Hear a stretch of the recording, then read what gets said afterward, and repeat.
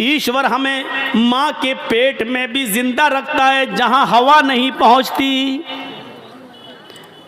और माँ के पेट से जब हम बाहर आते हैं तो उस वक्त जिंदगी गुजारने के, जीवन व्यतीत करने के जितने भी समाधान है वो पहले से मौजूद पाते हैं। एक सूरज का अंधेरा, माँ के पेट का अंधेरा, फिर पेट के अंदर भी औरत की एक बच्चेदानी, फिर उस बच्चेदानी उस रहम का अंधेरा, तीन अंधेरों में बच्चे की परवरिश। लेकिन सोचो जब वो बच्चा माँ के पेट से बाहर आता है, अभी उसने आंखें नहीं खोली हैं, अभी बाहर नहीं आया कि ईश्वर ने, अल्लाह ने उसकी माँ की पिस्तान में दूध का इंतजाम पहले से कर दिया है। साइंटिस्ट से पूछो जो मेडिकल वो करते हैं और बायो वगैरह पढ़े हैं, उनसे पूछो कि जब माँ की डिलीवरी होती है बीवी की और बच्चा पैदा होता है तो माँ की पिस्तान के पास जहाँ से बच्चा दूध पीता है, छोटे छोटे हजारों सुराख होते हैं, वहाँ पर हजारों सुराख।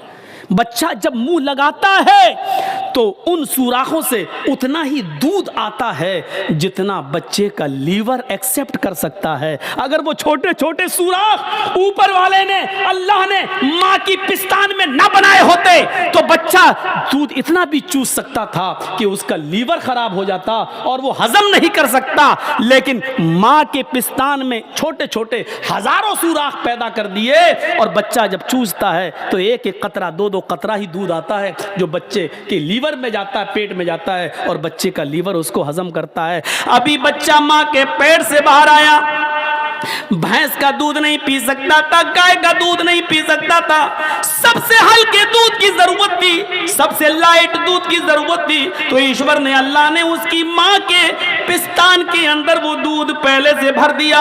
और ये ऊपर वाला ये नहीं देखता है ये मुसलमान का बच्चा है या हिंदू का है, सिख का है या ईसाई का है, जैनी का है, क्रिश्चियन का है, किसका है, सबके साथ उसने ये मामला रखा है। फिर जैसे जैसे बच्चा बढ़ता जाता है वैसे वैसे उसको समाधान मिलते जाते हैं। हम सूरज के मोहताज हैं लेकिन सूरज हमारा जर्रा बराबर मोहताज नहीं है। हाँ, गवर्नमेंट बिजली देती है तो रीडिंग की शक्ल में टैक्स लेती है, इतने यूनिट तुमने बिजली खर्च की है।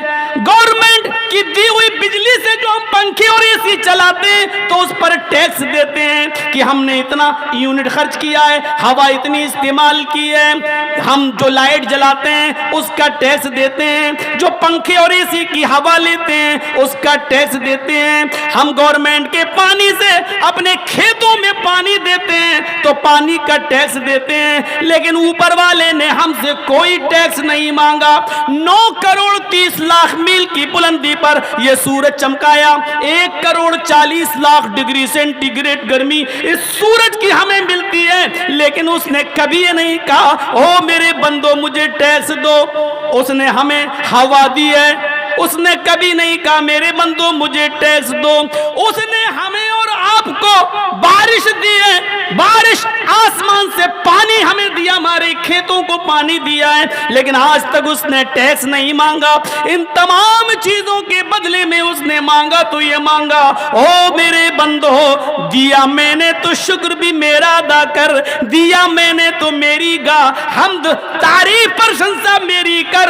बस इन तमाम चीजों के बदले में तू अपना माथा मेरे सामने झुका दे, मेरे घर में चला जा, अपनी पेशानी मेरे सामने रख दे ताकि मुझे यकीन हो जाए कि मेरे बंदे ने मुझे अपना मालिक और अपने आप को मेरा बंदा बना लिया। वमा खलक़तुल जिन्ना वल इंसा इल्ला लियअबुदून। सिर्फ हमने अपनी इबादत के लिए, हमने अपनी पूजा के लिए तुझे पैदा किया। इतना सा भी हम नहीं कर सकते।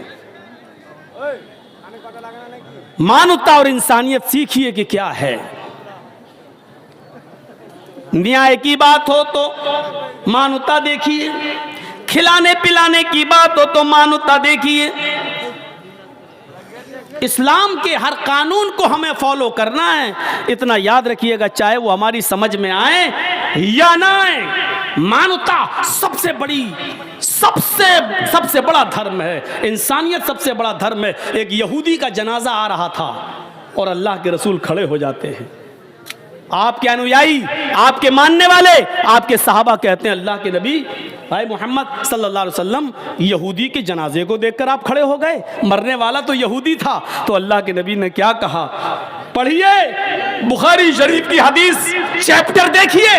अल्लाह के नबी ने कहा मरने वाला यहूदी था तो क्या हुआ, इंसान तो था, मनुष्य तो था, क्या हम उसके गम में शरीक ना हो? क्या हम उसके गम में शरीक ना हो? क्या हम उसके गम में ना जाएं? ये इंसानियत थी, ये मानवता का दर्स था। किसी के गम में बराबर का शरीक होना, किसी की बीमारी हो आप चले जाएं और उसका दुख दर्द बांट लें। मेरे भाइयों, यही तो मानवता है, यही तो इंसानियत है। अल्लाह खिलाता है सबको, अल्लाह पिलाता है सबको, अल्लाह की दी हुई चीजों में कोई मतभेद नहीं है।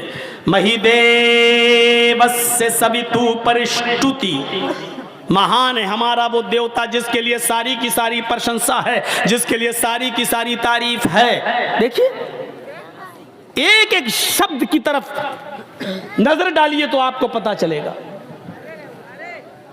इस्लाम तो इतनी इंसानियत का धर्म है कि अगर आप इस्लाम के अंदर इंसानियत देखेंगे तो आप तड़प जाएंगे। आपके अंदर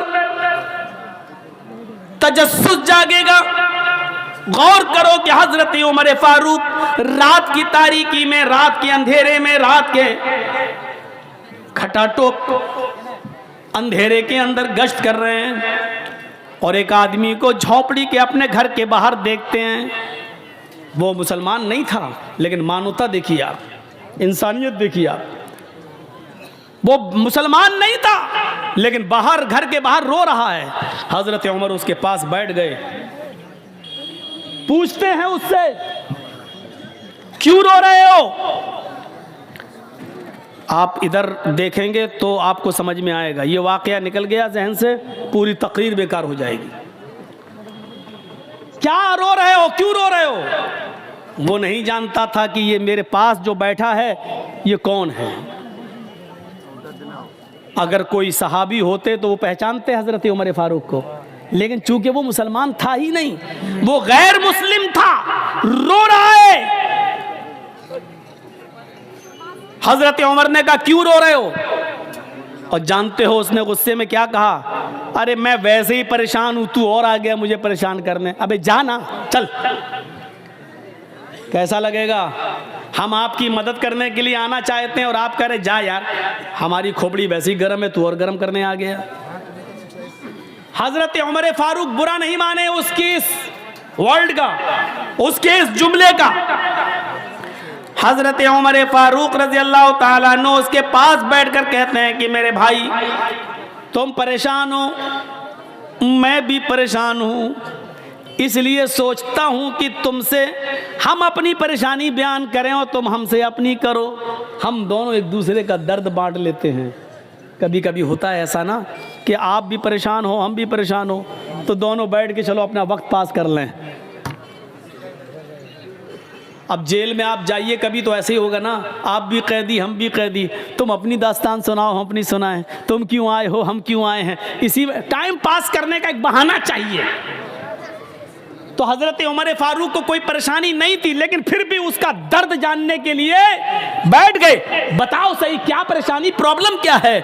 उसने कहा कि अब जब तुम इतना कह रहे हो तो मैं बताता हूँ कि मेरी बीवी को तकलीफ़ है, दर्द है। डिलीवरी के वक्त औरत को जो दर्द होता है, बच्चे की पैदाइश के वक्त, वो हो रहा है। और यहाँ बारिश हो रही है, गांव में कोई दाया नहीं मिल रही है। उस ज़माने में औरतें ही आया करती थी घरों में और तेल की मालिश वगैरह करके बच्चे की डिलीवरी कर दिया करती थी। आजकल की तरह हॉस्पिटल नहीं थे। बारिश हो रही है, मैं कहाँ जाऊं? मेरी बीवी को दर्द हो रहा है, बच्चे की डिलीवरी का दर्द है, मैं परेशान हूं कि मैं कहाँ जाऊं, गांव में कोई दाया नहीं मिल रही है। हजरत उमर ने कहा बस इतनी सी बात है। इंसानियत देखिए। कह रुको आता हूं, ये काम तो मेरी बीवी करना जानती है। उसको नहीं मालूम कि ये कौन है। हजरत उमर अपने घर गए और अपनी बीवी को उठाया, बीवी कहती है इतनी रात में आप मुझे उठा रहे हैं, न सोते हैं न सोने देते हैं। कहा बीवी आज एक नेक काम है, क्या सवाब नहीं कमाओगी? ओफो, गैर मुस्लिम की खिदमत करने को सवाब। बीवी ने कहा अगर सवाब की बात है तो बताइए क्या है। कहा आज फला जगह पे एक मजूसी या यहूदी, उसकी बीवी को डिलीवरी का वक्त है, बच्चा पैदा होना है, दाया नहीं मिल रही है। आए चलिए चलिए चलिए, जल्दी से तेल लिया और कपड़ा लिया।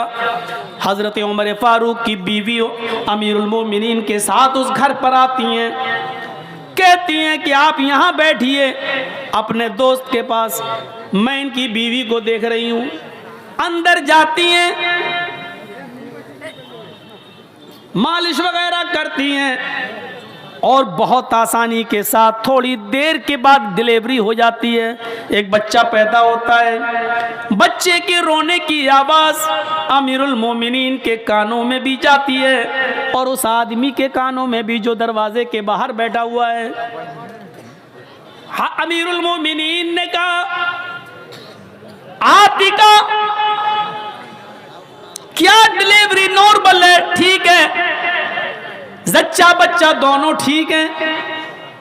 अंदर से आवाज आती है जी दोनों ठीक हैं। अमीरुल मोमिनीन अपने दोस्त से कहिए कि ऊपर वाले ने तुम्हें लड़के की नेमत से नवाजा है, तुम्हें लड़का हुआ है।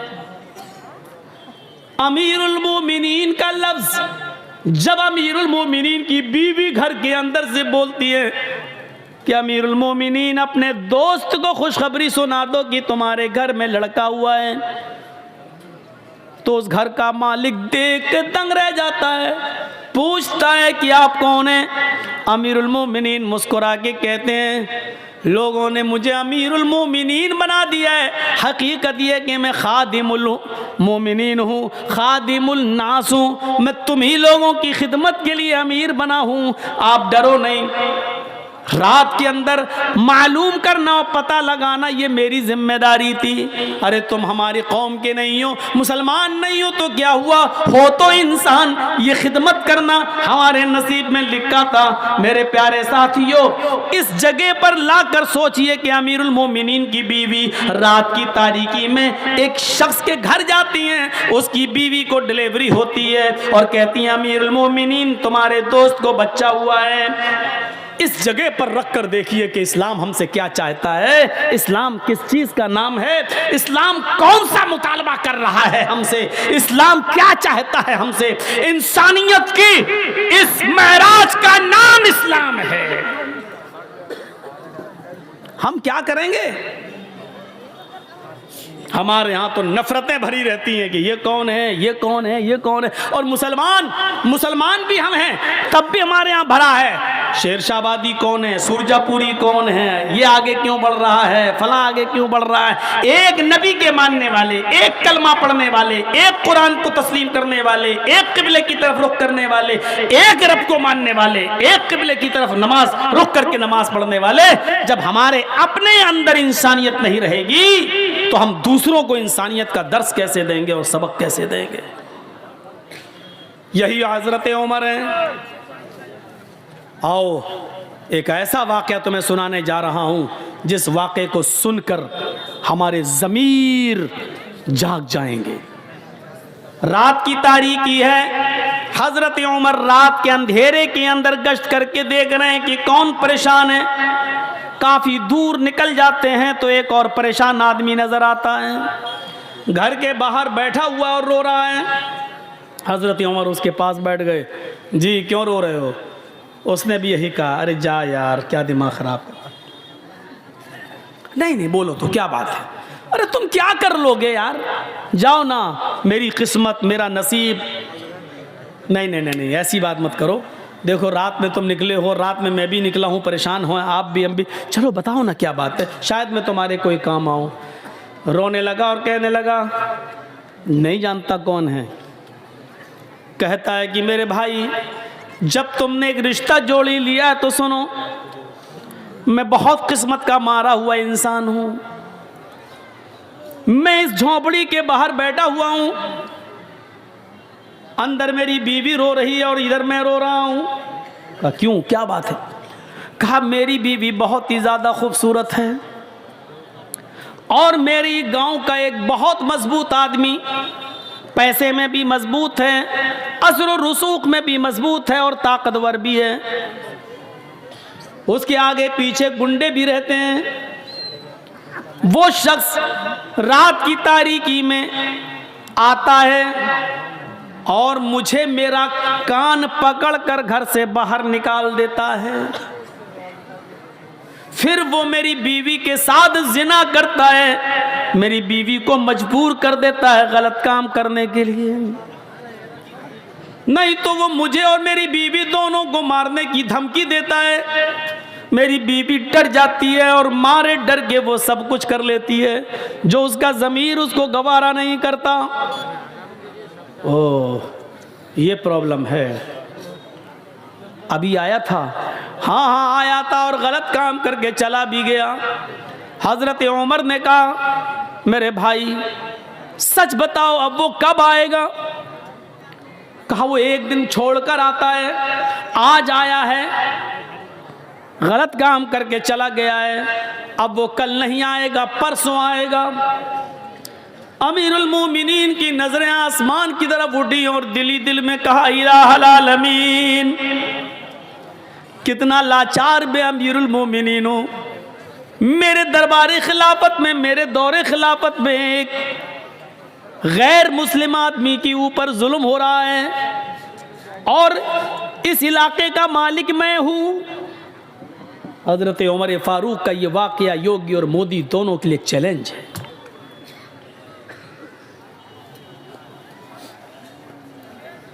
सोचें, मेरे दौरे खिलाफत में एक आदमी मजबूर है और वो भी इतनी बड़ी मजबूरी कि उसकी औरत की इज्जत लुटती है और बेचारा मजबूर और गरीब आदमी कुछ नहीं कर पाता। इस बात को दिल में सोचा, कहा कि सुनो, परसों जब वो आएगा तो 2-3 काम करना बस। कहा क्या? कहा अपनी बीवी से कहना कि जब वो आए और तुम्हारे साथ गलत काम करने का इरादा करे और आ ही जाए तो उससे कहना कि भाई अब तो हमारा और तुम्हारा मामला बहुत करीब हो ही गया है, तुम हमारे दिल में बैठ ही चुके हो और हम तुम्हारे दिल में, तो अब रोज़ाना नखरे दिखाने से क्या फ़ायदा।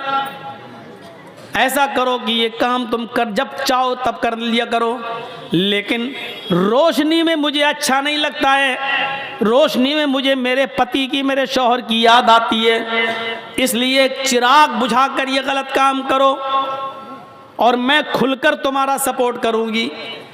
इतना कहना, वो तुम्हारी बीवी की बातों में आ जाएगा और चिराग बुझा देगा, बकिया काम मैं संभाल लूंगा। वो कहने लगा क्या मतलब है तुम्हारा, बकिया काम संभाल लूंगा, क्या मतलब? कहा तुम डरो नहीं, कुछ नहीं होगा, और अपनी बीवी से ये कह देना कि खाना बनाकर रखना।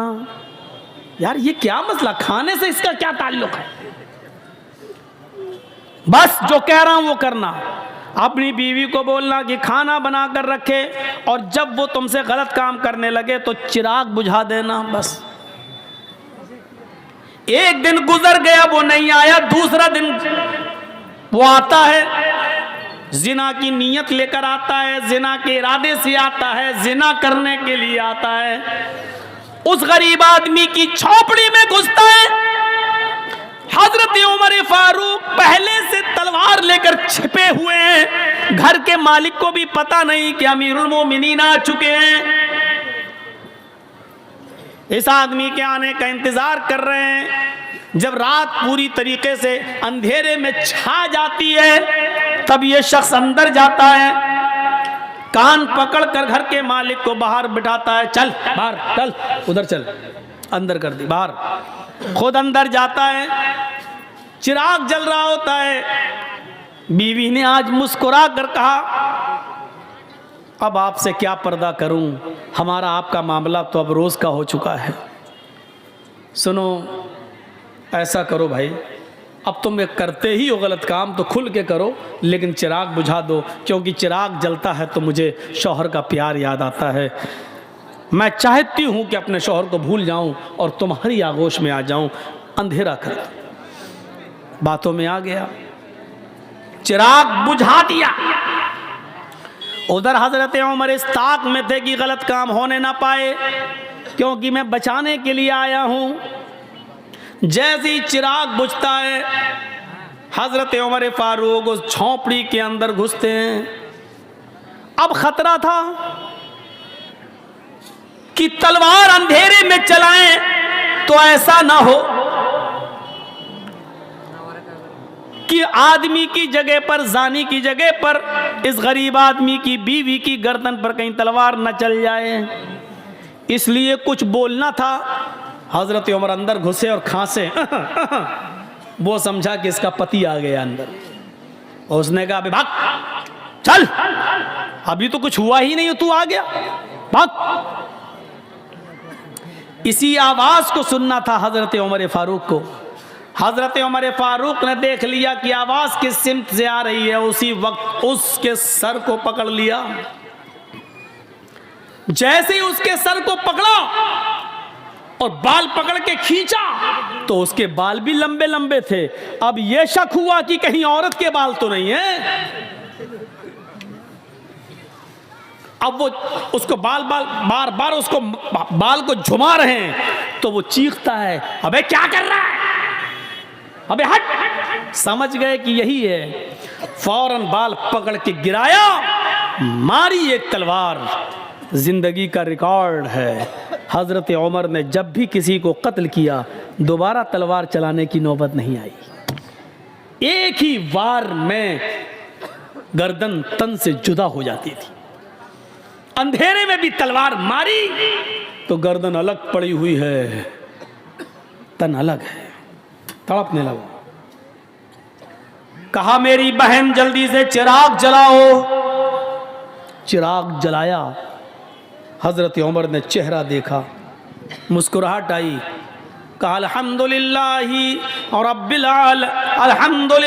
रब्बिल आलमीन।